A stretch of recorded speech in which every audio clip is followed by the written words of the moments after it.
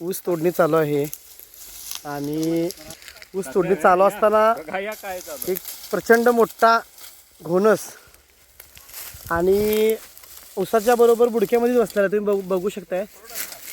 साप किती कॅमोफ्लॅश करून घेतोय बघा स्वतःला. काही ओळखत नाही उसाच्या बुडक्यामध्ये.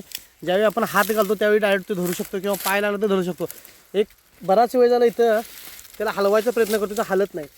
घोणस हा साप चावायची म्हणजे जास्त का हे आहे बघा, कारण हा साप जवळ गेल्याशिवाय हालचालच करत नाही साप. हा तर किती जवळ आहे बघा, याला डिस्टर्ब करतो तरी सुद्धा साप जात नाही. बघू शकताय स्वतःला किती त्यानं त्या पाल्याच्या ह्याच्यामध्ये तो ओळखत सुद्धा नाही. तुम्ही बघू शकताय मित्रांनो बघा.